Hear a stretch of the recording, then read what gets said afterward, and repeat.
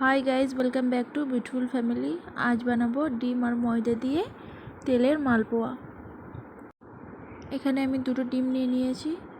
ডিম দুটোকে খুব ভালো করে ফাটিয়ে নেব।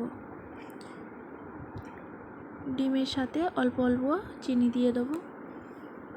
চিনি আর ডিমটাকে খুব ভালোভাবে মিশিয়ে নেব।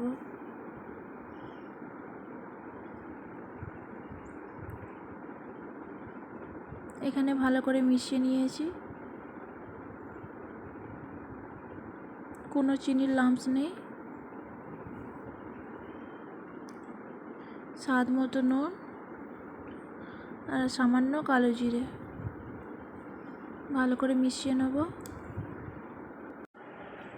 এখানে এবার অল্প অল্প ময়দা দিয়ে ডিমটাকে আমি ভালো করে ময়দার সাথে মিশিয়ে নেব। ময়দা আর ডিমটাকে যত ভালো করে ফেটিয়ে নেওয়া হবে তত কিন্তু ভালো জিনিসটা হবে।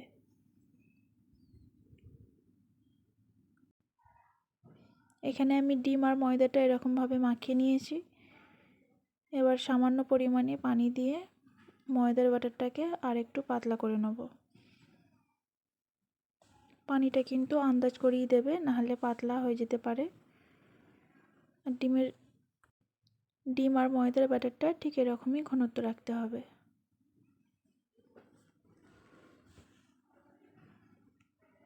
গ্যাস চুলার মধ্যে আমি কড়াই গরম করতে বসিয়ে দিয়েছি। পর্যাপ্ত তেল দিয়ে দিতে হবে, আর তেলের পরিমাণটা একটু বেশি দিয়ে নেব। তেলটা গরম হয়ে গেছে। এবারে আমি ডিমের ব্যাটারটা অল্প অল্প দিয়ে দেবো। আমি এরকম সাইজের চামচি নিয়েছি গোল। এই চামচির 1 চামচি করে ব্যাটারটা তেলের মধ্যে দিয়ে দেবো।